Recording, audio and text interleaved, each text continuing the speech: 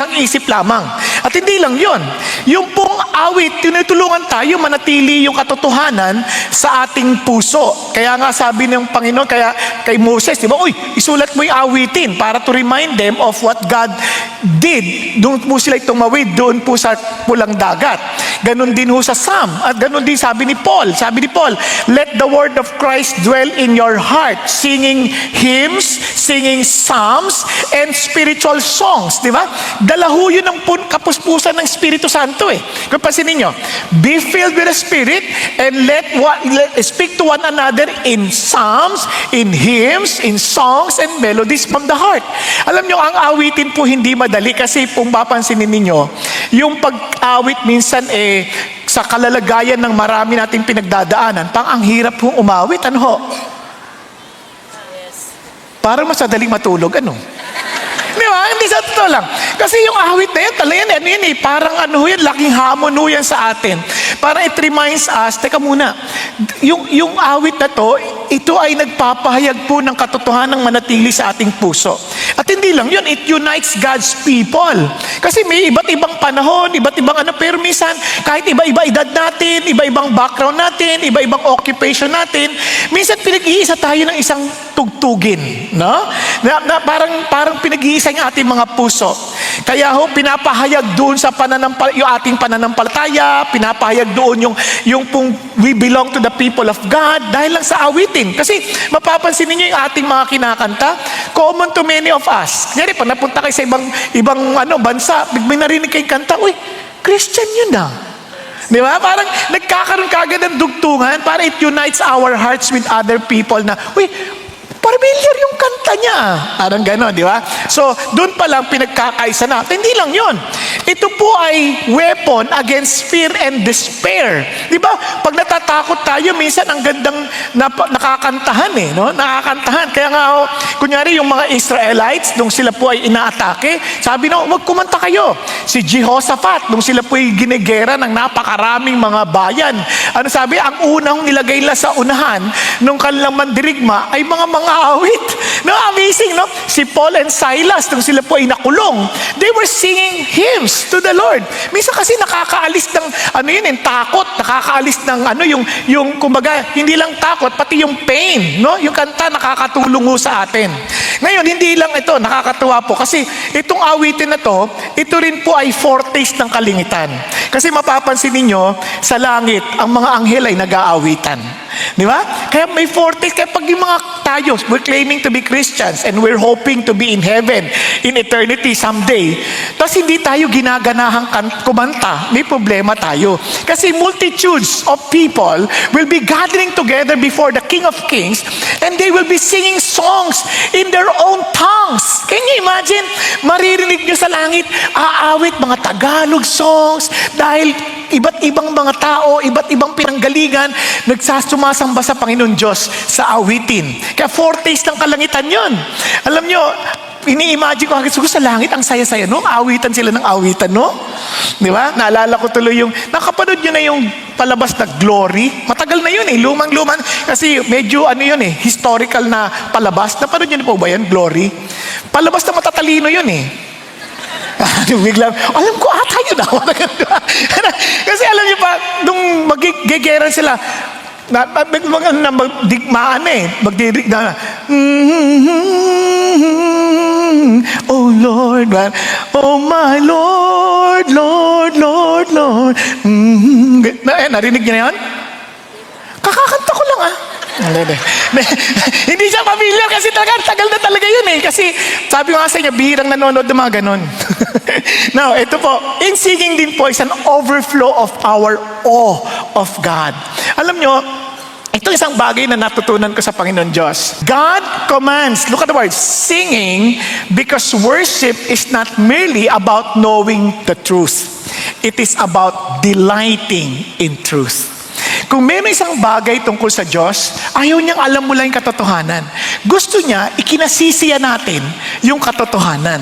Ang tanong ho ng malaki sa atin ngayon, are we really rejoicing and delighting in truth? No? Yung masaya ba talaga tayo sa katotohanan? Katotohanan tungkol sa Diyos, katotohanan tungkol sa mga bagay-bagay sa buhay. Kaya yung Psalm, Ito pong ating pag-aaral ngayon ay tinuturuan tayo not only what to think about God, but how to feel about God. No? Pinapakita sa atin ano yung ating nararamdaman tungkol sa Diyos. Kaya nga ho, punong-puno ang psalm ng emotions. Mayroong kasiyahan, may kalungkutan, mayroong takot, may pananampalataya, mayroong pong pagsisisi, may pasasalamat, no? Mayroong pong tagumpay at mayroong ding mga struggle.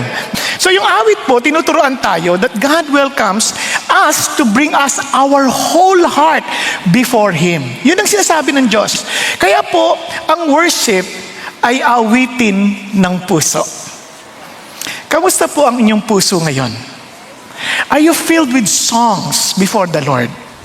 O yung awit sa atin parang ang ingay?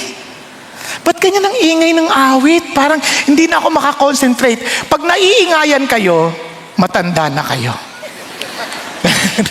Kasi pag bata, iba yung ingay talaga no? Pero the truth is this, regardless of the sound, as long as your heart is singing to God, wala hong pinagkaiba yun. Kasi hindi yung tugtog lamang, kundi ano yung sinisigaw ng ating puso sa Diyos. Are you following? Kaya napakahalaga po yan. And listen to this. Kasi sabi ng Bible, out of the abundance of the heart, the mouth speaks. Si Jesus sabi niyan. Kaya madalas, kung ano yung laman ng puso mo, minsan yun din ang inaawit mo eh. Kaya alam niyo po, minsan, kaya for some reason, wala ako masyadong alam na na mga kantang pangmundo. Parang mula nung nakakilala sa Panginoon Diyos, karamihan ng awit na alam ko lang, yung mga awit na pagsamba sa Panginoon Diyos. Pero pansinin niyo, pag malayo ka sa Panginoon, kung ano-ano kinakanta mo, no? Napansin niyo ba yun? Kunyari, pagka sa Lord, laging parang, every day with you, Lord. Di ba? Is sweeter than the day before. Di ba? Sarap, di ba? Pero pag malayo ka sa Diyos, giliw ko.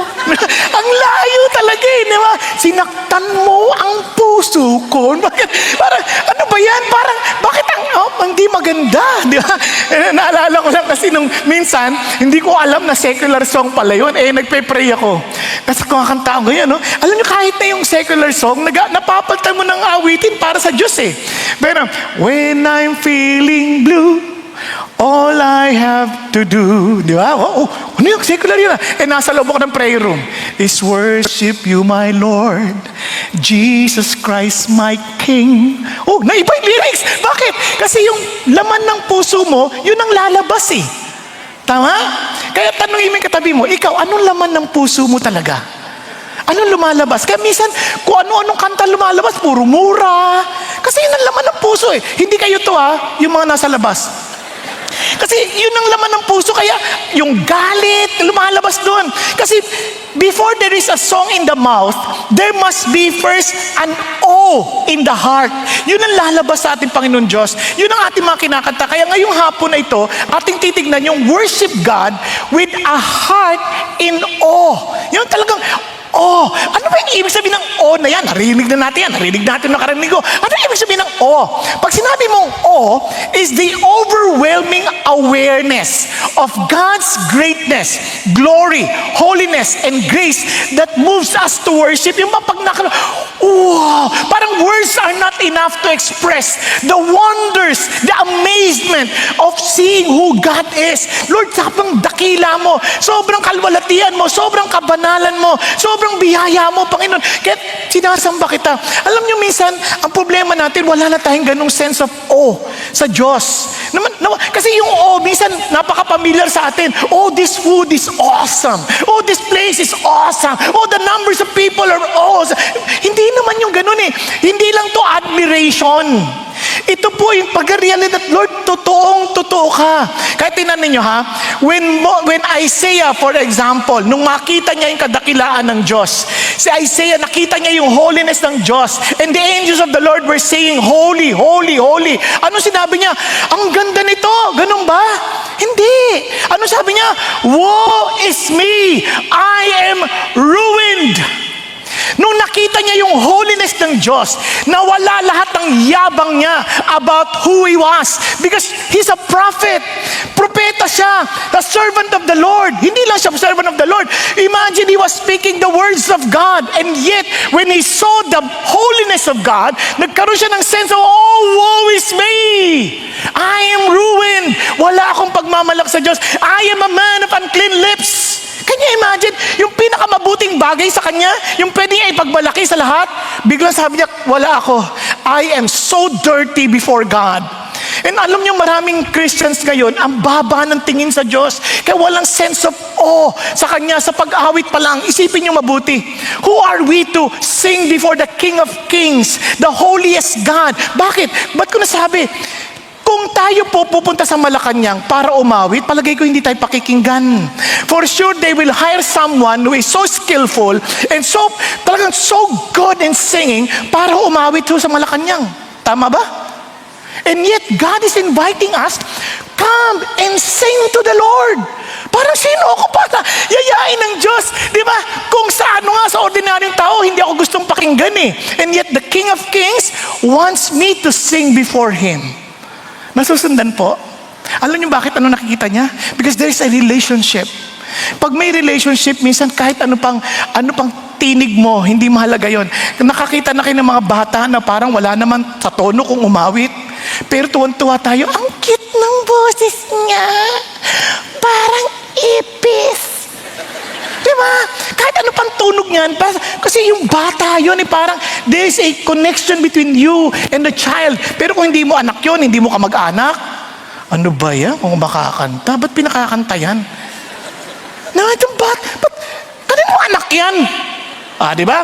Pero kung yan ay anak mo, o kaya naman ay kamag-anak mo, tuwang-tuwa ka, o inaanak mo, pag kumanta kahit wala sa tono, cute, ang cute. Ang cute ka pareho ng boses ko. Tama ka. Diba? Nakuha ninyo? Kasi nga mayroong ugnayan eh. Same thing with God. Katingnan nyo naman si Peter. When Peter saw the miracle of Jesus, kasi hindi sila nakakahuli ng isda na magdamag. And yet Jesus told them, ilagay mo sa kabilang bahagi ng bangka, doon mo itapon. Anong pinagkaiba nun sa kanan, sa kaliwa? Parehong bangka lang yun. Itapa mo dyan.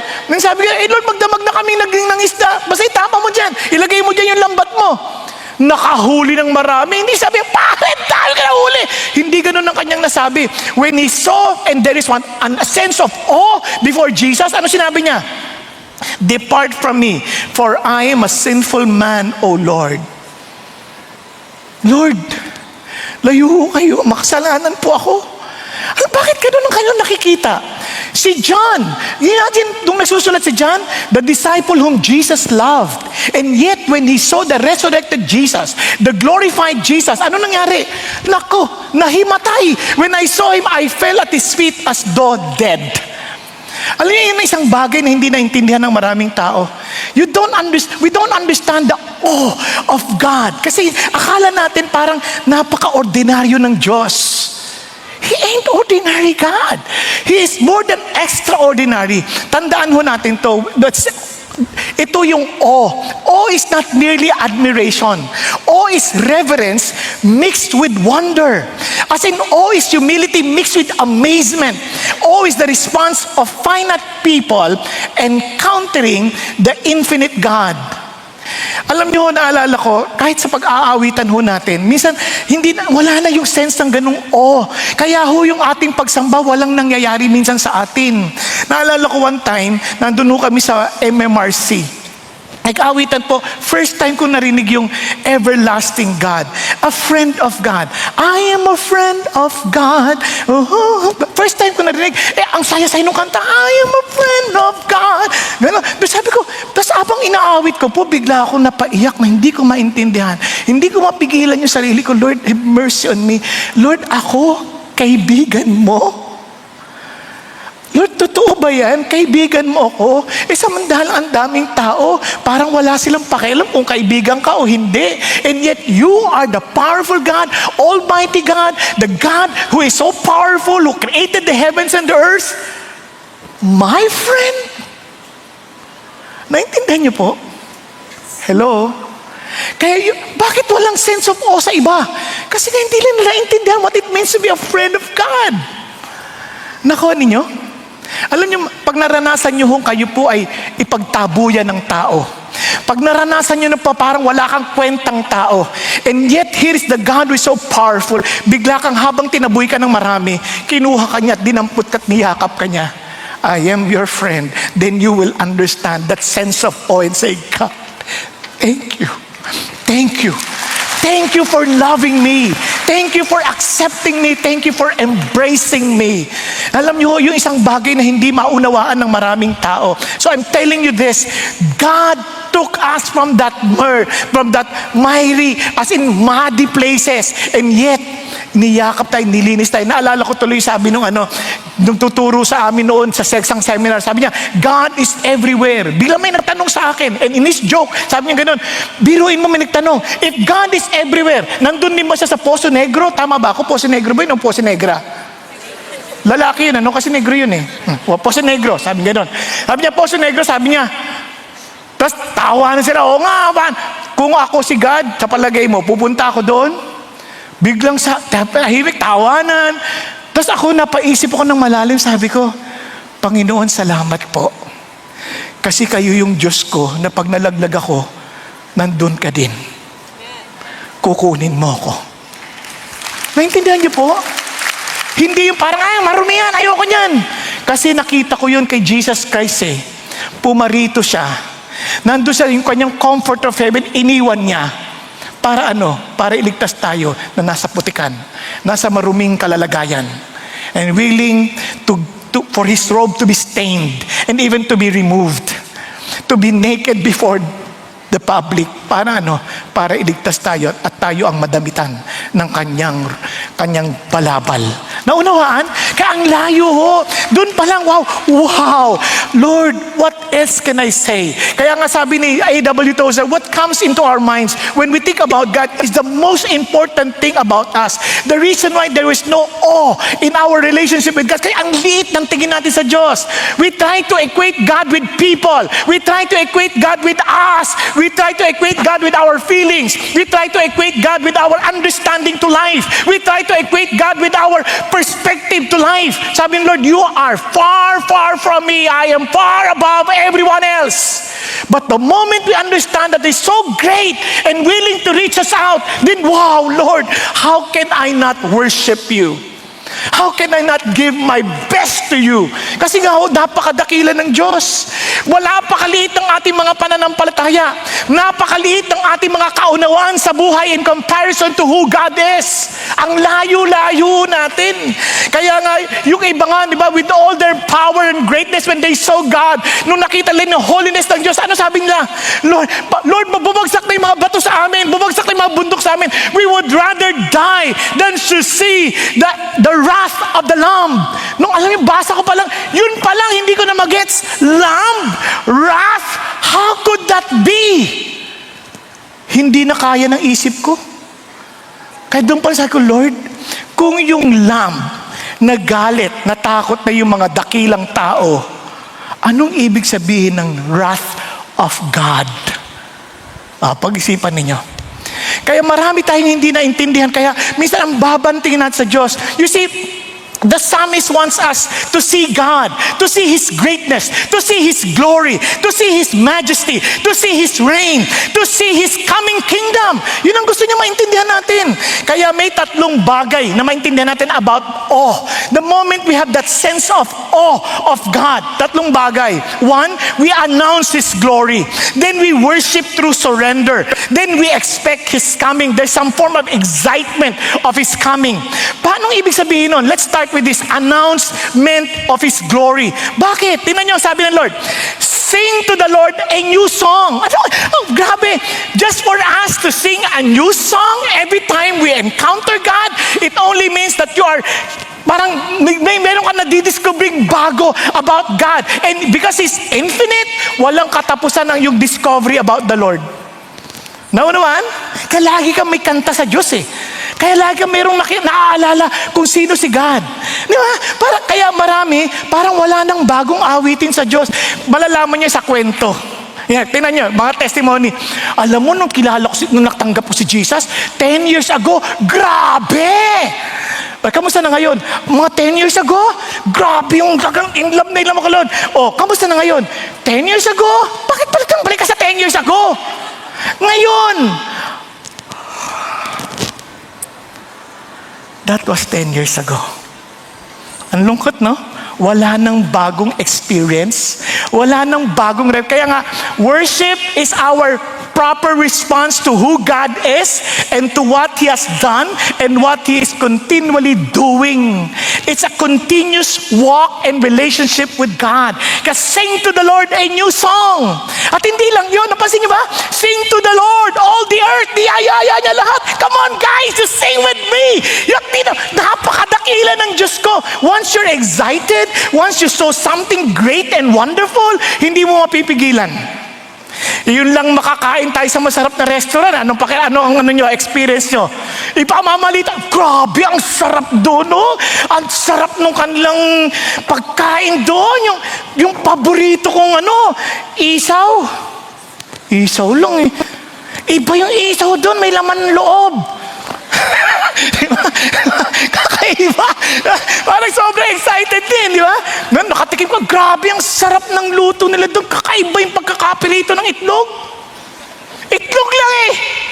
Pero iba, pinirito at nilaga muna. No, anong klaseng itlog kaya yun? Diba? Parang ikaw naiintriga ka din eh. Parang gusto mo rin agad puntahan. Parang, anong ibig sabihin? Once you discovered something na talagang sobrang amazing, parang gusto mo ipagkalat.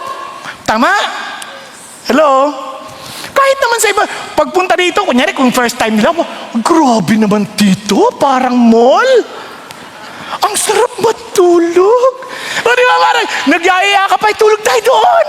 Di ba? Tapos grabe yung CR, ang daming tissue, libre. Pwede mag-uwi. Yung tubig, libre, mag-iigib tayo doon. O di ba, nagyayaya pa tayo, baldi-baldi.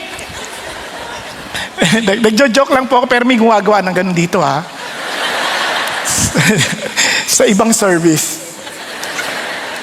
Pero bakit tuwan-tuwa tayo? Kasi there's something, niyayaya mo lahat. And sabi niya, sing to the Lord, bless His name, proclaim good tidings, His salvation from day to day. And sabi niya, tell His glory among the nations, His wonderful deeds among all the peoples.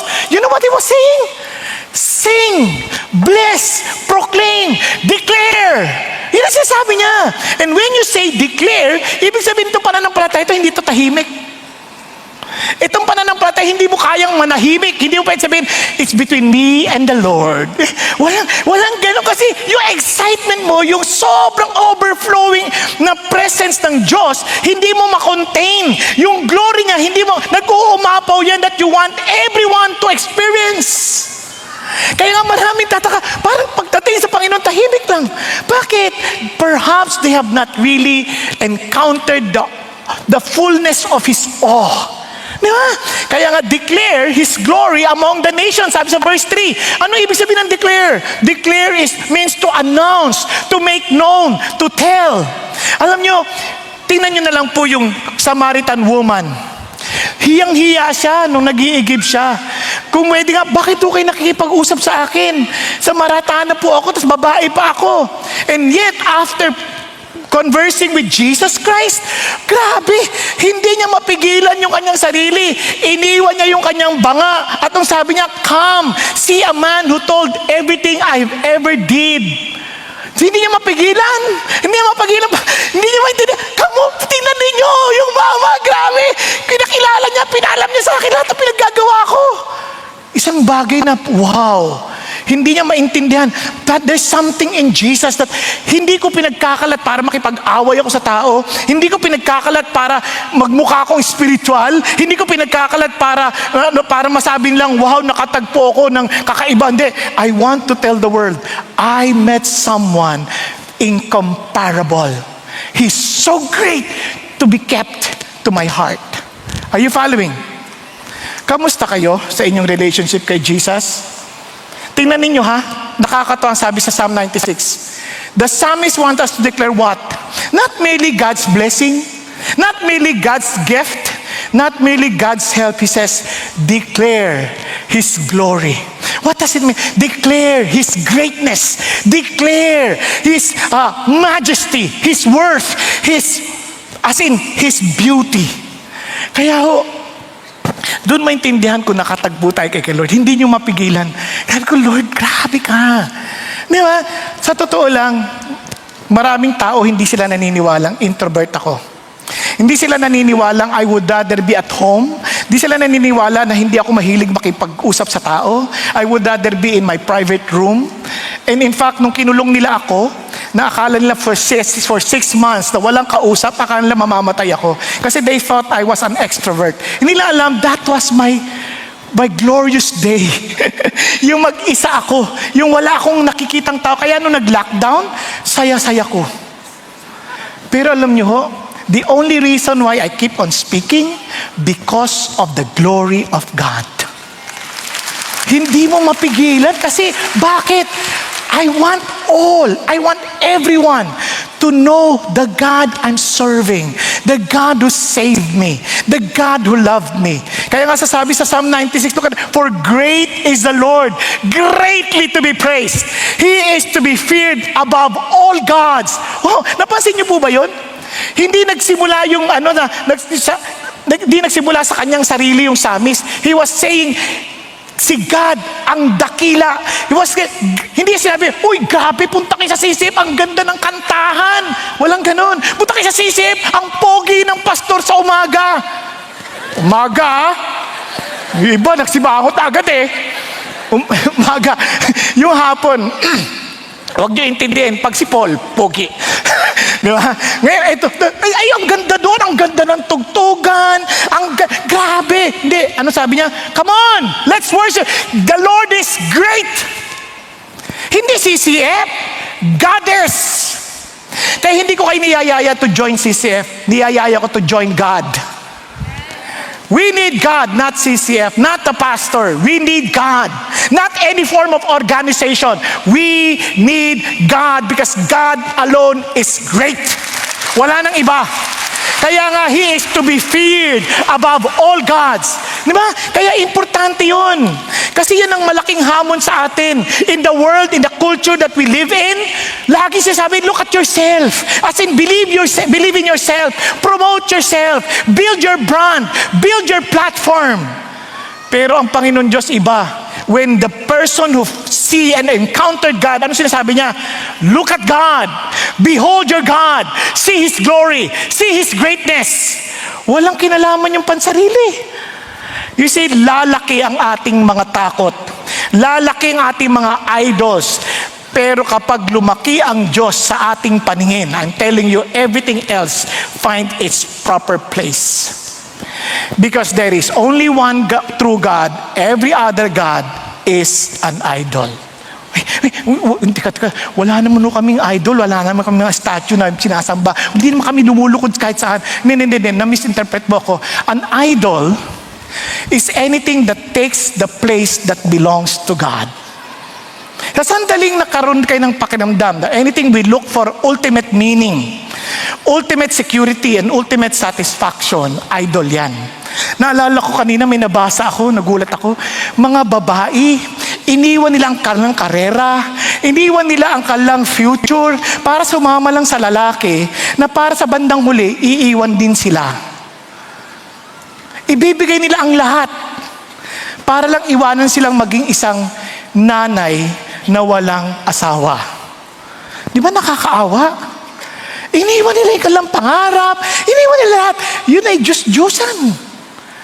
No, kahit anong bagay that we spend our time with, our energy, na hindi Diyos, nako, those are idols. Kahit minsan ang ating mga ideology, minsan kahit yung mga ideas, ngayon, pati yung mga politiko, nagiging Diyos-Diyosan sa atin. Handa tayo makipag-away sa kamag-anak, handa tayo makipag-away sa kapatiran, alang-alang sa pangalan ng politikong ating sinusubaybayan. Ano na itulong na sa atin? Wala. Pag wala kang kakainin, hindi ka lang matutulungan. Nakalimutan natin ng Diyos. Kaya naalala ko, dahil kahit sa mga eleksyon, umaasa tayo may pagbabago sa bansa. Pero ang inaasahan natin, tao. Yung iba, kailangan dumikit tayo dito kasi pag nanalo ito, at least dikit tayo.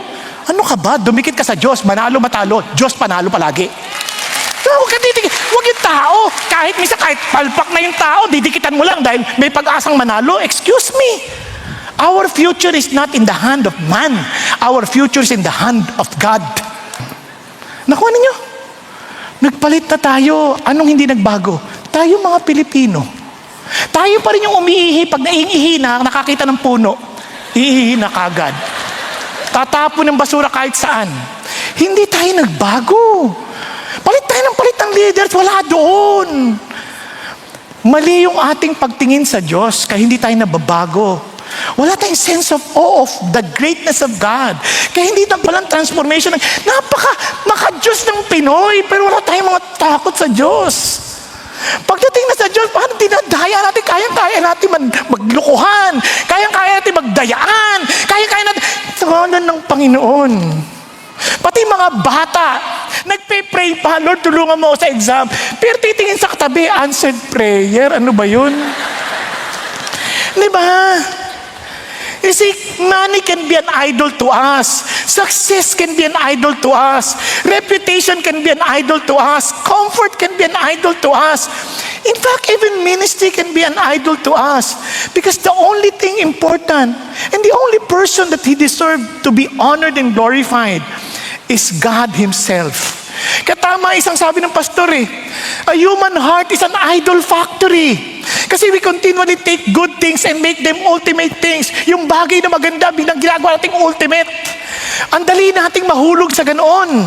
Yes, may mga mabubuting taong leader, praise God for them. Pero hindi silang ultimate. Kaya nga yung mga generations ngayon, they sacrifice their time, their energy, their relationship, health, and even our integrity in pursuit of what? With something that cannot save them. That's an idol. Kaya pag-isipan sa rin natin, tayo, sinong inaasahan natin sa kinabukasan? Sinong inaasahan natin para humahon sa ating kahirapan? Kaya nga, praise God. Sabi niya, only the Lord, for great is the Lord. For all the gods of the people are idols, but the Lord made the heavens. His splendor and majesty are before Him. Strength and beauty are in His sanctuary. What does it mean? In contrast, sabi niya, everything else is idols. Anong ibig sabihin? Everything else is temporary. Everything else is dependent. Everything else will eventually pass away. Only God is eternal. Only God is self-sufficient. Only God remains forever. Walang iba. Not our organization, not any form of groups, only God. Mawala man ng CCF, tuloy kay God. And I pray that this movement will continue, that God will use this movement. Pero throughout the history, karamihan ng movement nagfe-fail. Only God remains. Are you following? Kaya tuloy tayo. But we pray that God will give us His favor, that we will continue, that even pag wala na kami, tuloy pa rin ang movement. Amen po? Pero isa lang ang tiyak ako. Si Jesus lang. Walang iba. Yun ang ating hawakan. Kaya tandaan nyo ito sabi ni A.W. Tozer, we were created to worship. Worship is the normal employment of moral beings. Sa totoo lang, ang problema hindi yung tao hindi sumasamba. Hindi yun. Ang problema, yung tao sumasamba sa maling bagay. Maling bagay. Kaya minsan pinaglalaban natin isang bagay na hindi natin naiintindihan. Kaya nga, tandaan natin to, whatever we worship, ultimately shapes us. The things we admire, the things we imitate, the things we treasure, the things we pursue, the things we worship, we become like them. Tingnan nyo, mga tao ngayon, mukhang pera. Walang inisip pera. Tuloy, yung pati pera, ayaw na sa atin, nagtatakbo. Tingnan nyo yung pera. Dati, buti pa yung pera, may tao. Yung tao, walang pera. Ngayon, pati yung pera, wala ng tao, puro hayop na. Sabi niya, mga hayop kayo. Puro kayo makasarili. Hindi kayo yung may hawak ng pera. Alam niyo kung bakit? Pag-isipan niyo mabuti. Bibigyan ko ng sample. When we discuss about stealing, tingnan niyo, may mga pumupunta rito hindi para magsumamba sa Diyos, kundi para magnakaw. Kaya papantayin niyo yung gamit ninyo. Naintindihan? Kasi grabe ang tao, wala talagang takot sa Diyos. Ganun ang problema natin ngayon. Nako ha? Kaya nga, tingnan niyo pa, ang hirap niyo na mag-worship. Dati gusto niyo mag-concentrate sa Lord, di ba? Walang kayong kapantay, di ba? My Jesus, Ngayon hindi, my Jesus, my Savior. Titingnan mo pa yung bag mo, baka mawala. Kasi may himala. Bakit? Hindi nga natin alam bakit nangyari. Kaya may isang kasama tayo after discussing stealing. Alam nyo, naiwan niya yung wallet sa CR. Naku po, pagbalik sa kanya ng wallet, umalis si Skoda, umalis si Tandang Sora, umalis si Osmeña. Hindi ko alam ba't siya nagpunta.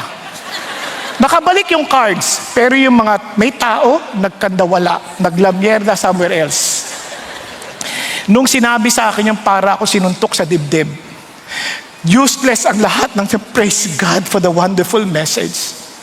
Dahil wala namang pagbabago, there's no sense of awe before the God who is righteous and holy.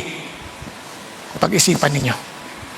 Para akong dinagukan sa dibdib nung kinikwento sa akin. Tatawa-tawa ako, pero sa loob-loob ko, Lord, tama pa ba itong ginagawa namin? Buti na lang, sabi ng Lord. Alam mo, kaya na-depress si Jeremiah? Kasi he was speaking and the people of Israel, they were not listening. And the reason why, he was depressed. But don't forget this. I allowed that to happen so that when I bring my judgment, they have no excuse because I have sent my prophets several times. Kaya kabahan ho tayo. Mag-pray tayo ng mabuti. Hindi ho kasi biro ito eh. Kapag wala tayong galang at sense of awe sa Diyos, nakakatakot. Kaya you better ask these questions. Ano ba talaga yung Diyos ko? What occupies your thoughts when you are alone? Pag nag-iisa ka, anong tumatakbo sa utak natin? Di ba? Pag-isipan nyo. Pag-gising nyo sa umaga, ano yung unang pumapasok sa isip natin? Di ba, minsan, sabi ng Lord, let's thank the Lord. Pero anong pumapasok sa isip natin pag-gising sa umaga? Ay, late na ako, patay, late ako. Ano, wag mo kakasapin, late na ako. Hindi ka na nga mapagpasalamat sa Diyos eh, kasi late ako. O di, nandun ka nakafocus na sa totoo lang, ang may control pa rin yan si Lord eh. Naalala ko nung mga panahon na nagko-commute pa ako, di ba? Naku, late na ako. Lord, thank you ha, kayo pa rin may control. Magpe-pray ka, Lord, tulungan niyo ako. Kasi may exam po ako ngayon. Sana po, Panginoon, maabot pa ako, ganyan. Tapos, ang masaya pa, yung sinakyan mong jeep, biglang magpapakarga pa ng gas. Tapos, nagbibilang pa. Isa, dalawa. Naku, tapos nung karga na, ay, apat pa. Naku, patay. Gusto mong batukan, uy, magpapadali ako. Pero pray ka na ng pray, Lord, maawa ka sa akin. Ayoko pumalit kasi may exam po ako. Thank you, Lord, you're in control. Pagdating sa eskwelahan, wala yung teacher. Namatayan. Biro mo, alang-alang sa'yo, may namatay. Pag-isipan niyo mabuti. What occupies your mind? What excites you the most? Di ba? Ano nagpapasaya sa'yo? Yung ba pagdating ng tao, no, pagdating, Lord, thank you. Ang ganda nung, sobrang na-express ko yung heart ko sa'yo. No? What disappoints you most when it is threatened or taken away? Ano pag tinanggal sa'yo? Ano yung talagang sasakit ang loob mo? Di ba? Kaya, and what do you daydream about? Or what do you fear losing? Then that is your God. That is a functional idol. Kasi po, ang nais ng Diyos, siya lang ang ating focus. Kaya minsan, we sing about the cross, but do we marvel at it? We speak about forgiveness, but do we cherish it? Di ba? We speak about grace, but are we still astonished by it? Minsan wala na ho yung essence. Nakasanayan na natin masyado. Kaya the greatest need of the church today may not be more information, but it may be a renewed amazement. Yung muling masariwang, Lord, napakadakila ninyo. Naalala ko, nagpunta ako sa Singapore. I was invited to speak in one of the churches. Tapos pagdating doon, sabi niya, Kilala nila akong Tagalog speaker. Sabi niya, Pastor, dito English ha. Okay. Walang problema. Hindi naman ako mag-i-English. Kahit ano sabihin mo. Hindi, sa totoo lang, hindi ko niisip yun. Niisip ko, ano yung mensahe ng Diyos. Pagdating ko doon, ako po'y nakayukong ganyan, naggulat po ako in one of the songs that was sung. Ay, dakilang katapatan. Alam nyo, iyak ako ng iyak. Bakit? Bigla ko pong na-imagine sa kalangitan. Nag-aawitan ng mga tao. Then I heard a Tagalog song. Nilapitan ko, Bro, you're Filipino? Yes, I got to know Jesus because of you. Bigla akong iyak ng iyak. And imagine, in heaven, multitudes of people coming from the north and the south, from the west and from the east, with their own tongues singing to the Lord. And one day you will be hearing someone singing in Filipino and sasabi niya, ikaw nga ang nag-invite sa akin. You gave me the link. Ikaw nga ang nag-share sa akin. Hindi mo na siguro maalala. Sa jeep yun. Sa bus yun. Sa restaurant yun. Ikaw yun. Kaya nandito ko umaawit kasama mo sa Diyos. A sense of amazement and say, God, thank you. Thank you. Naalala ko, you were the one who helped. Kaya naman, praise God. Kaya friends, what do we do with God's glory? Yun ang sunod na tanong. Now that I happen to see His glory, what do we do with it? Kaya nga, we are to worship through surrender. Bakit? Tingnan nyo ang sabi ng Bible. Ascribe to the Lord, O families of the people. Ascribe to the Lord glory and strength. Ascribe to the Lord the glory of His name. Bring an offering. Come into His courts. Worship the Lord in His holy attire. Tremble before Him, all the earth. Ano napansin niyo? 3 times He mentioned, ascribe to the Lord. Ascribe to the Lord. Ascribe to the Lord. Anong ibig sabihin na ascribe to the Lord? Ascribe to the Lord means to acknowledge, to recognize, to attribute. Ibig sabihin, nandyan na yan, yung glory na yan. Parang we do not tell God's glory to increase His glory. No, He is already glorious with or without our declaration. Glorious na ang Diyos. It is just a matter of recognizing His glory. Naunawaan po?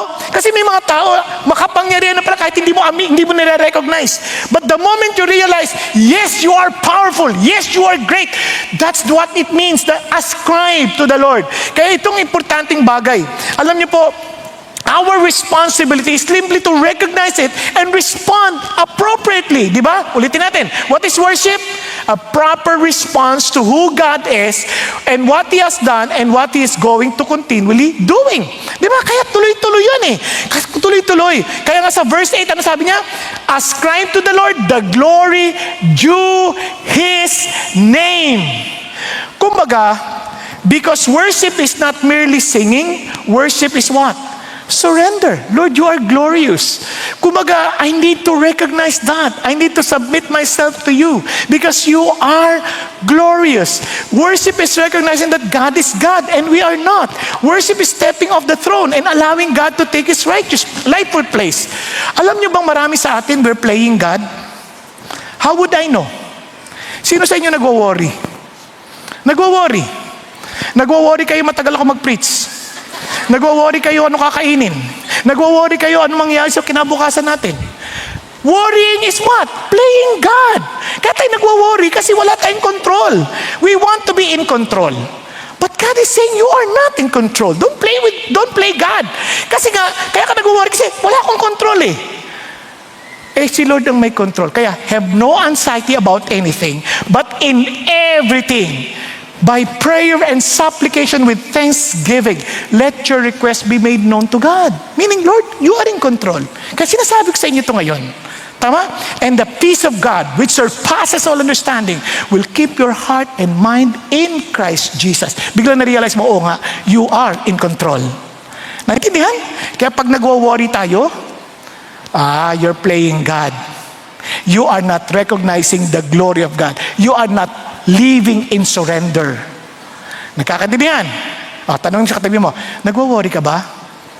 Sabi ng katabi niya, palagay mo, kakatulog na ako dito kasi wala akong worry. Di ba? Ang saya-saya. Di ba? Kaya nga, napansin nyo, Sabi ho ni Alexander Maclaren, the central idea of worship is the surrender of self. Di ba kaya nga iba ayaw nga pumunta mag-service eh. Bakit? Kasi isip nila, mas gusto sa bahay, mas okay sa bahay. Alam nyo, sasabihin ko na to sa inyo kagad. Yes, it's okay to be sa bahay. Pero marami sa atin hindi makapag-worship ng matino. Kasi pag nanonood tayo, akala natin makikinig lang ng message. Yung singing to the Lord, utos niya yun eh. Sing to the Lord, a new song. Sing to the Lord all the earth. Utos niya yun eh. Kantahan mo sigad para yung puso mo lumabas. Tama? Ngayon, pag nasa bahay ka, palagay ko, hindi ka naman tatayo doon para kumanta sa Panginoon Diyos para mag-worship eh. Anong kadalasan? Habang naghihiwa kang ganyan. Ano sabi niya? Ano sabi niya? Ay, naku, patay mo nga muna yan. Oh, di ba? Tapos babalikan mo, malayo na. Oh, di ba? Sino nakaranas ng ganyan sa inyo? Huwag na kayo magkunwari. Naranasan ko din. Nung minsan nagluluto ako, wala ako naintindihan. Kaya pinagalitan ako ng Lord. Sabi, ano ka ba? Are you really worshiping me? Or just listening to the message? Oh, ano? Lord, sorry. Kaya pag nag-go-online ako, nagbibihis din ako. Nagbibihis ako dahil sumasamba ako sa Panginoon as if nandito ako. Kung sakaling hindi ako makakarating, kung kailangan ko mag-online. Pero hanggat kaya ko, nandito ako. Nagkakaintindihan? Hello? Para ang lungkot na iba sa inyo. Diba? Kaya nga ang central idea, isurrender mo sa Diyos. Hindi ito tungkol sa atin. You see, friends, listen to this. Worship is not proven by the volume of our singing. Worship is proven by the posture of our hearts. Anyone can sing, anyone can raise their hands, anyone can attend service, but surrender is different. Surrender what? Cost us something. It costs us humility, trust, and it requires obedience. Nagkakaintindihan? Kaya nga ho, yung pag-worship mo, pumunta ka doon kasi Lord, I'll obey you. Ano ba? Why do we gather together? Ask yourself. Not only just to have a corporate singing. Ano sabi na? Sabi ng Bible, do not neglect meeting together as is the habit of some. But, ano sabi niya? Encourage one another as the day of the Lord is drawing near. Pag-isipan ninyo, who was the last person you encouraged nung pumunta kayo rito? Ay, wala po, nahiya po ako eh. Ito na lang. Yung katabi mo, marahil na encourage sa'yo. Kasi pinanonood ka niya kanina pang mag-worship eh. Tuwang-tuwa sa'yo, you're so at peace. Ang himbing mong matulog. Iba ka. O marahil, bless na sa'yo kasi para ang saya-saya mo pag nagtumatawak talagang bigay ito. Yung iba kasi pigil. Para bagang kahihiyan pag tumawa. And alam po ninyo, yung presence mo may perhaps an encouragement to your children. Nung nakita niyang binitawan mo yung telepono mo dahil natutok siyang mag-scroll ng Facebook habang nakikinig. Mag-scroll ng tumunog yung telepono mo, Shopee! Pero hindi mo pinansin dahil inuna mo si God. Sabi ng anak mo, kaya palang daddy ko, masaya lagi. Anak ko Hello? O kaya naman, kaya palang init ang ulo ng daddy ko. Hindi nakikinig. Laging nakatingin sa Facebook. Ask yourself. Hindi dito yun sa ibang service. Hindi dito. Kaya yun ang tinatanong ko. We are encouragement. Kaya ano sabi ng Lord? Tingnan nyo bring an offering and come into His courts. You notice, worship always involves giving. Anong giving? Giving of your best. Giving of yourself. Kaya nga, because hindi kasi kailangan ng Diyos anything from us. But because worship understands that everything already belongs to Him. Are you following? Kanya naman lahat Kitinay si David. Si David, everything comes from you and we have given you only what comes from your hand. Even when we give, Lord, we acknowledge that this belongs to you. Yun ang worship. Naintindihan? Kaya kung inaakala natin, nagbigay tayo ng ating tithes, nag-worship tayo sa Lord, sa totoo lang, galing di sa Kanya yan. Kaya nga, it's an acknowledgement. Listen to this. Your family belongs to God. My family belongs to God. My resources belongs to God. My talents belongs to God. My opportunities belongs to God. My ministry belongs to God. My future belongs to God. Everything comes from Him. Everything belongs to Him. Therefore, I give my everything to Him. And that is worship. Hindi yan para sa aking sariling pakinabangan. But of course, as I give my best, somehow the Lord also blesses me. Hallelujah. Amen po? Kasi nga, kanya naman lahat yan eh. Wala tayong ipagmamalaki. Wala tayong aangkinin na pang sarili. Kaya nga sabi ng sa Westminster Catechism, ano sabi niya? What is the chief end of man? To glorify God and enjoy Him forever. Notice the order, glorify, not glorify self, not glorify achievement, not glorify success, but glorify God. Naunawaan po. Kaya listen, stop trying to be the center. God is the center. Sa mga sa bahay, ingat tayo. Minsan akala natin tayo ang sentro ng mundo. Hindi. Si God. Si God. Kaya minsan nagagalit tayo pag di tayo napansin. Nagagalit tayo pag di tayo na-recognize. Nagagalit tayo pag hindi tayo nabigyan ng panahon. Guys, we're not the center. Jesus is. Naunawaan po? Kapag di tayo pinansin, tanongin mo sa sarili, ba't ako nagagalit? Hindi naman ako sentro, si Lord naman. Di ba? Minsan inaalaw ng Diyos yun para makita natin kung sino talaga sentro sa buhay. Diba? Minsan, lalo na mga tatay, tukso sa atin yan. Feeling natin tayo sentro ng mundo. Parang everybody must big focus on us. Panonood tayong TV, pakiabot ang remote, pakitabot ang pagkain, ang kape, pakiabot ang pagkain. Laging ganoon. Alam nyo, itong amazing pag nagmamahal tayo sa Diyos, naiisip natin ibang tao. Tingnan ninyo. Pagdating sa bahay, mga lalaki, pag nakita nyo yung asawa nyo, ano una nyo tinatanong? Kinakamusta nyo ba siya? Oh, sweetheart, kamusta ka? Kamusta maghapon mo? Pero anong una natin tinatanong? Anong niluto mo? Anong pagkain? Naghanda ka na ba? Bakit hindi mo sinasamahan dito? Ba't ako lang mag-isa? Na nagagalit ka na dahil feeling mo, wala lahat sila. Sino bang nasa sentro? Babae, ganun din. Hindi man lang ako pinansin. Maghapon ako nandito sa bahay. O sarili lang iniisip nila. Ang kakapal mo ka. Yung mga anak na hindi ka pinansin, nagagalit ka. Na kasi ikaw na naman ang sentro. Let God be the center. Paano kung hindi ka pinansin? Isumbong mo kay God. Diba? Then let God handle them. Sa palagay mo, hindi nakikita ng Diyos. Kaya ang Christian, ang gaan ng buhay. Hindi ka agad tatanda. Tingnan mo yung katabi mo. Wow, di ba? Ang tanda na niya, pero hindi mo halata. Bakit? Magaan ang buhay. Promise. Kapag madaling tumanda, dala-dala niya ang mundo. Kasi akala niya, siya ang sentro. Kaya ngayon, makakarinig tayo ng patotoo. Ng taong naintindihan niya, God is the center. God deserves all the glory and honor. Ito po ay isa sa kasama natin, si Sister TJ Bailon. Palakpakan po natin ang Panginoon Diyos. I grew up in a Christian family and was introduced to Jesus at a young age. So I tried to be the good Christian girl. I maintained a good image, avoided grievous sins, and worked hard to excel in everything. I was highly competitive and achievement-driven. I constantly sought recognition and approval. I believed that if I could just be the best, then I would be valuable. As I grew older, that desire only intensified. I filled my life with extracurricular activities, joined various competitions, student leadership, and various clubs so I could be recognized for my abilities and accomplishments. Looking back, I realized that my pursuit was never really about excellence. It was about self-glory. When I was in high school, my mother challenged me with a simple but life-changing truth that everything I do should be for the glory of God. Little did I know that God was about to bring me through a humbling process in my life. When I entered college, I was accepted into my first choice quota course at my dream university. Pride began growing in my heart. I thought highly of myself because I was the only student from our school who got accepted into that university.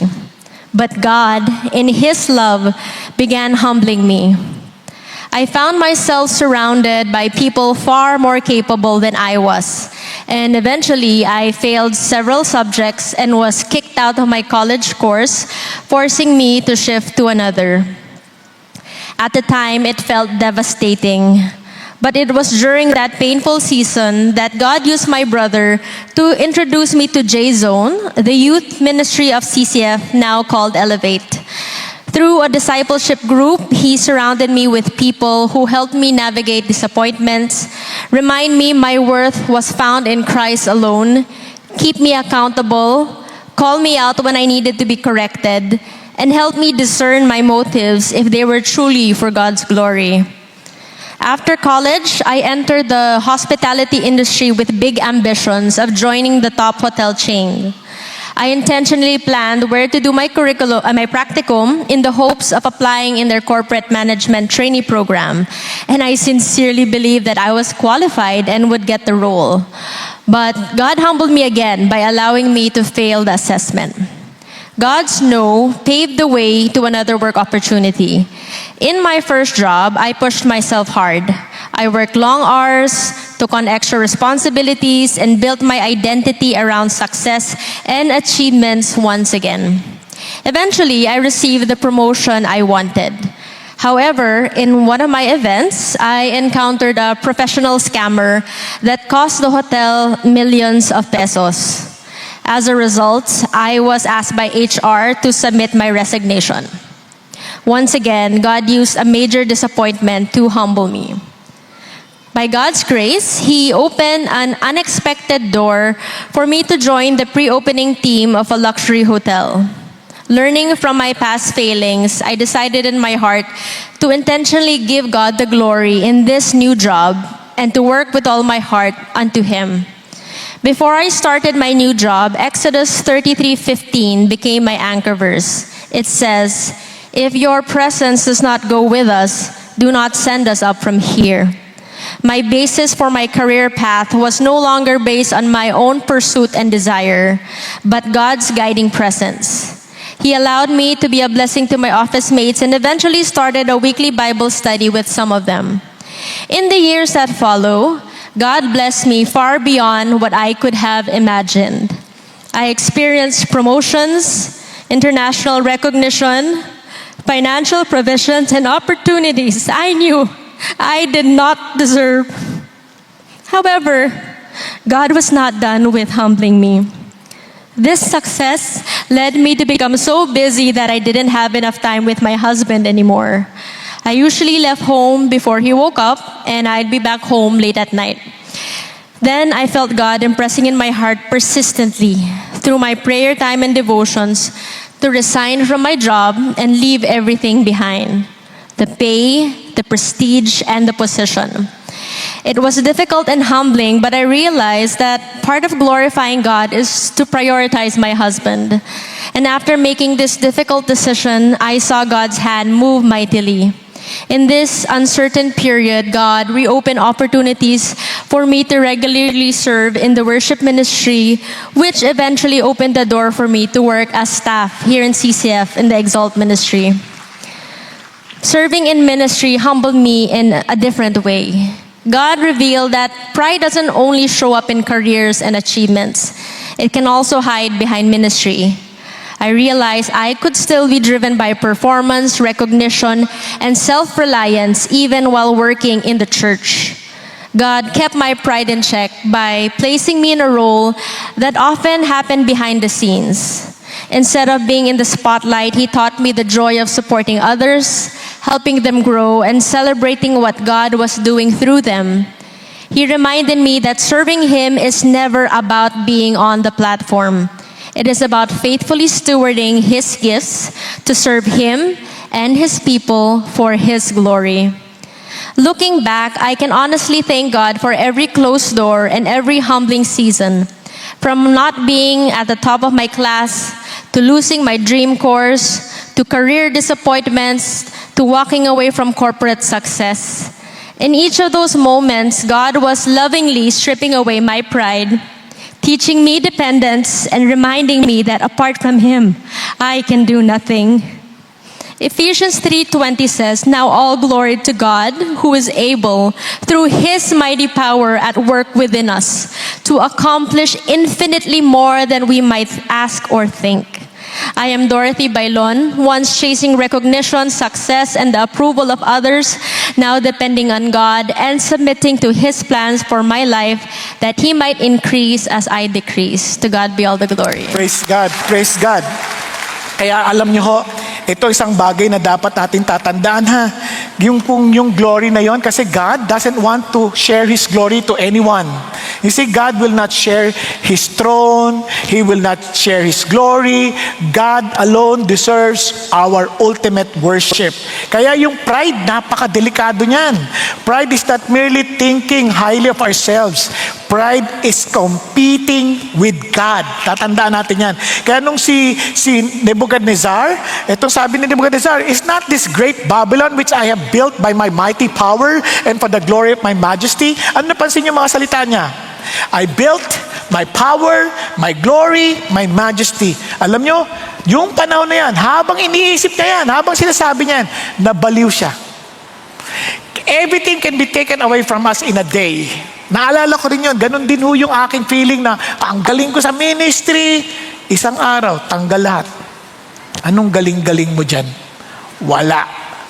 Hindi natin hawak ang beat. Lagay na natin sa isip natin yan. Si Lord lang. Naintindihan? Kaya nga ho, ito ang challenge sa atin ng Panginoon Diyos. Pag-isipan natin, just reflect. Who receives the credit for your life? Sa buhay mo. Sino ang nagiging may credit dyan? When business succeeds, who gets the glory? Pagka successful sa trabaho mo, who gets the glory? When ministry grows, who gets the glory? When your children thrive, who gets the glory? When opportunities come your way, who gets the glory? When people praise you, what happens in your heart? Do you observe the glory or do you redirect it to the Lord? Alam niyo, minsan dali sabihin, "Ay, glory to God. Sana ulitin, sana ulitin." Kasi gusto natin din. Di ba? Minsan ganun tayo. Gusto natin yung parang, alam mo, sa totoo lang, hindi naman po talaga ako magaling eh. Ang gusto natin marinig, "Hindi naman, magaling ka naman." Kasi pag kasi naman, hindi talaga ako magaling. Pag sinabi niya, "Oo nga, yabang neto. Kaalam sino." Eh, ikaw naman nagsabi na na. Kaya minsan ganun tayo eh. Kaya nga, we must learn the ways of John the Baptist. He must increase, but I must decrease. Amen po? So my prayer, dahanan to isang, "Lord, my life is yours. My future is yours. My dream are yours. My possession are yours. My reputation is yours. And my everything is yours." So, because of this, we would be excited for His coming. Ang sabi niya, expect His coming. Be excited. Diba? Kaya nga, alam mong excited kayo. Alam niyo bakit? We pray that Thy kingdom come, Thy will be done on earth as it is in heaven. Diba? Parang pinagpipray natin, "Lord, dumating ka na. Lord, yung may establish ang kingdom mo." Bakit? Tingnan niyo ha. "Say among the nation, the Lord reigns. Indeed, the world is firmly established. It will not be moved." He will judge the peoples with equity. Hallelujah. And sabi ganoon, "Let the heavens be glad. Let the earth rejoice. Let the sea roar and all it contains. Let the field exalt. Let all that is in it. Then all the trees of the forest will sing for joy before the Lord. He is coming. He is coming to judge the earth. He will judge the world in righteousness and the peoples in His faithfulness." Can you imagine? The whole creation rejoices. Pati yung dagat. Alam niyo, minsan sila pa mas marunong magdiwang dahil they're expecting the coming of the King kaysa sa tao.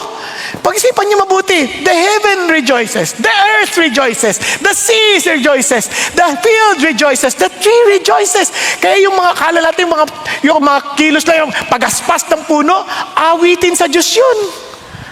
Grabe. Kaya sabi ko, "Lord, grabe. Bakit sila nagre-rejoice? Because He is coming again. He will bring everything to order." Alam niyo bakit importante yan? Hindi niyo ba napapansin? Ang gulo-gulo ng ating buhay. Yes, the world we live in is beautiful, but it is broken. Nakikita natin sa ospital yan. Nakita natin yan sa funeral. Nakikita natin yan sa mga digmaan. Nakikita natin yan sa earthquake na nangyari sa Mindanao. Nakita natin sa bawat luhang tumutula sa ating mga mata. This should not be the world that God created. This is the world broken by man because of their sin. Kaya naman sabi ni Paul, I consider that the suffering of this present time are not worthy to be compared with the glory that is to be revealed to us. Pag dumating na yung Diyos, dumating na siya ulit. Sabi niya, for the anxious longing of the creation waits eagerly for the revealing of the sons of God. Can you imagine? Even the whole creation, they are excited for the coming. For the creation was subjected to futility, not willingly. Nasisira ang nilikha ng Diyos. Hindi sa kagustuhan nila. Bakit? But because of Him who subjected it in hope. Pero, and the creation will also be set free from its slavery to corruption into the freedom of the glory of the children of God. Hallelujah. Because of the coming of the King, even the creation will be freed. Will be freed from destruction. For we know that the whole creation, look at the words, groans and suffer the pains of childbirth together until now. And sabi niya, but not only this, but also we ourselves, having the first fruit of the Spirit, even we ourselves groan within ourselves, waiting eagerly for our adoption as sons, the redemption of our body. Kaya ang daming sakit sa katawan, no? Napansin niyo ba yan? No? Parang, dati, naalala ko kasi mahilig po ako magmotor. Dati, magmamotor ako, hindi ako natatakot. Bakit? Kasi kahit na maduma ka, masugatan ka, gumagaling agad. Diba? Ngayon, hindi ka pa nakakasakay. Sumasakit na yung katawan. Hindi na gumagaling. Ang tagal gumaling. Nakuha ninyo? Nakuha niyo yung difference kaya pero. Kasi talagang ganun yung pakiramdam eh. Yung iba sa inyo, di ba? Dati parang kahit anong daming trabaho, pa di ka napapagod. Nagpupuyat, okay lang. Ngayon, nakatulog ka na ng napakahaba, pati sa service tulog ka na. Ang sakit pa rin ng katawan mo paggising. Napansin niyo ba yan? Hello?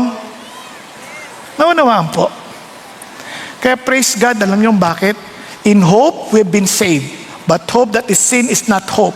For who hopes for what is already seen? Sabi niya, but if we hope for what we do not see, with perseverance, we wait eagerly for it. Nag-iintay tayo. Are we still waiting?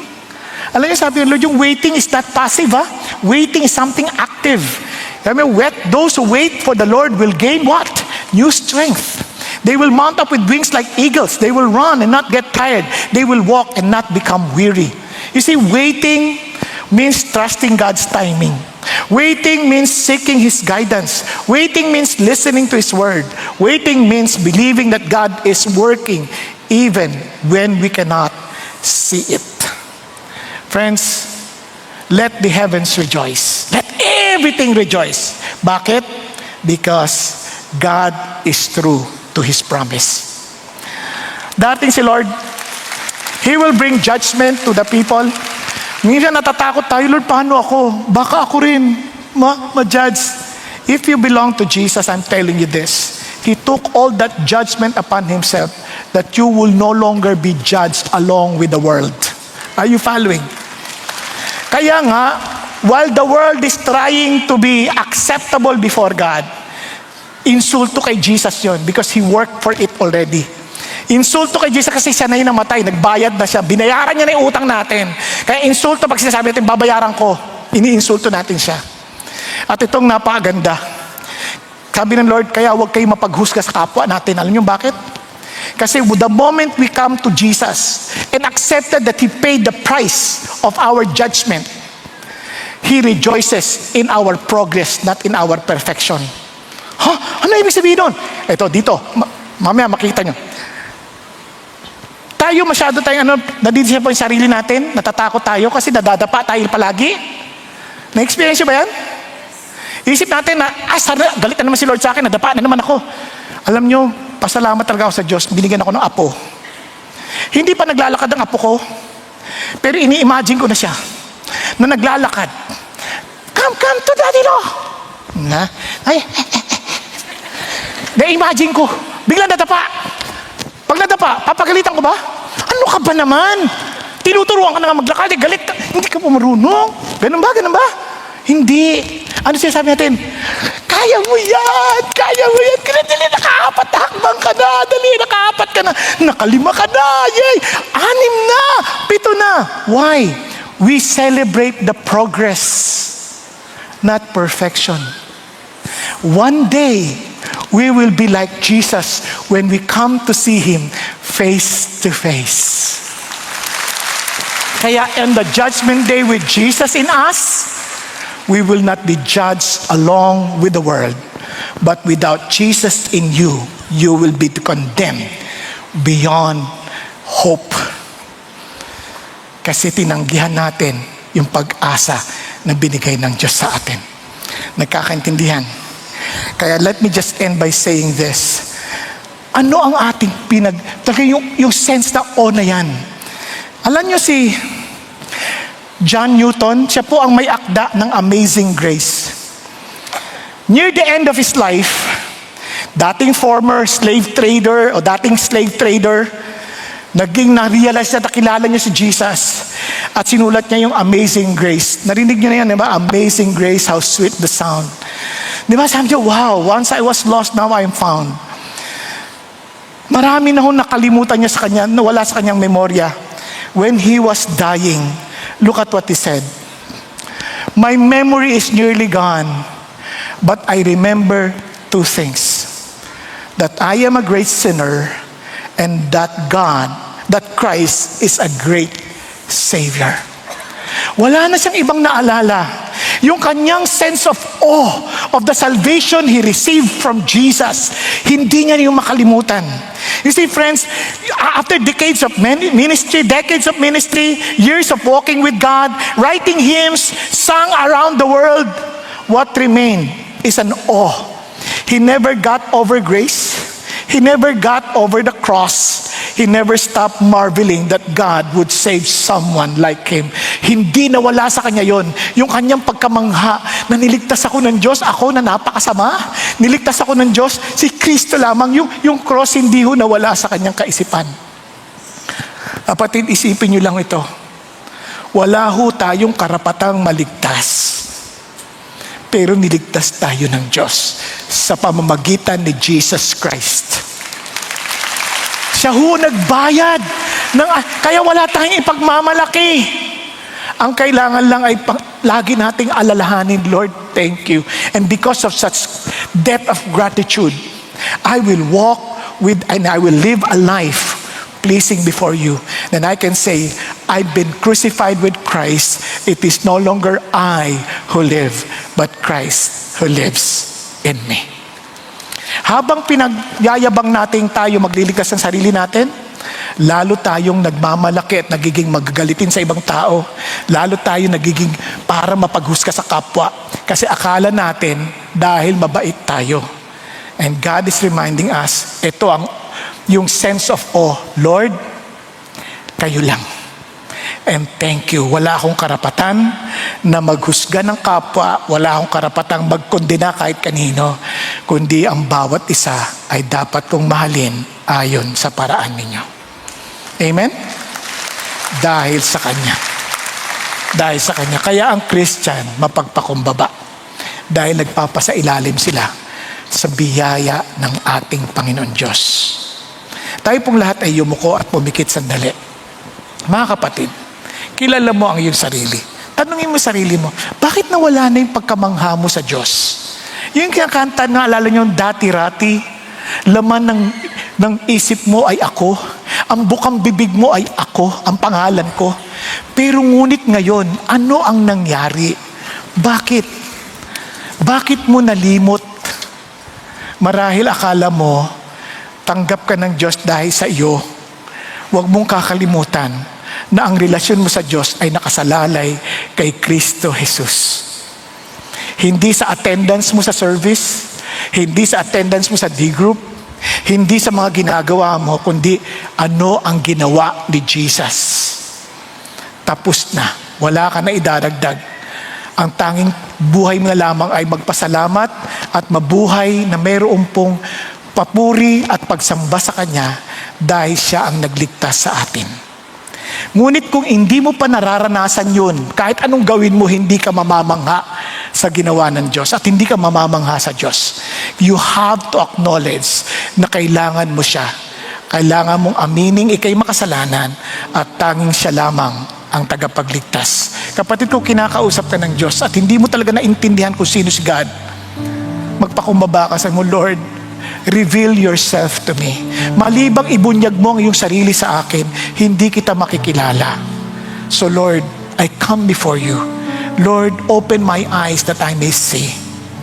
Lord, open my spiritual heart, my spiritual ears, my spiritual eyes, that I may worship you with a heart in awe of you. Lord, have mercy on me. Kapatid ko, ikaw yung kinakausap ng Diyos, be humble. Itaas mo kamay mo sa Diyos. Lord, ako po yun. Ako po yun. Yes, huwag ka maya. Yes, hallelujah. Yes, maging sa mga nanonood online, I challenge you. Yes, don't be religious. Have a real encounter with God. Mga nasa balcony, upper balcony, be humble before the Lord. Doon mo malalaman, hindi ka mapipigil, magpasalamat, sabihin, kilala, ang Diyos ay napakabuti, ang Diyos ay napakabuti. I-announce mo siya sa maraming tao. Then you will worship in surrender, through surrender. Then you will always be expectant of His coming, excited of His reality. Kapatid, kung hindi yan totoo sa'yo, be humble before God. Lord, kailangan kita. Thank you, Jesus. Thank you, Lord. For those who raise their hands, sabi mo, Lord, nagpapasakop ako sa inyo. Panginoon, tulungan po ninyo akong makita ko kayo ng gusto. Tulungan mong lumago ang aking pagkakilanlan sa inyo. At tulungan mong maunawaan ko ang ibig sabihin ng kaligtasang natagpuan ko mula sa inyo. Thank you for dying on the cross for my sin. Thank you that you did not remain dead. You rose again from the dead. Thank you for the assurance that we are with you, we will be with you forever. Dahil sa ginawa ninyo, hindi dahil sa pangako namin. Thank you for your promise. Thank you sa katotohanan ninyo. Thank you, Lord. Lord, we love you because you first loved us. Thank you, Jesus. Kaya naman, Panginoon, yun din ang panalangin ko sa bawat pamilyang aming nire-represent. Allow us all, Father God, to just enjoy your truth and enjoy your reality and allow us to glorify you and enjoy you forever. Thank you, God. May you bless us all. May we not stop declaring your goodness, declaring your glory, declaring your greatness, declaring your majesty, O God. Father God, and allow us to always worship you, wherever we are, whatever we're doing, in total surrender to you. And thank you, God, that you will fill our hearts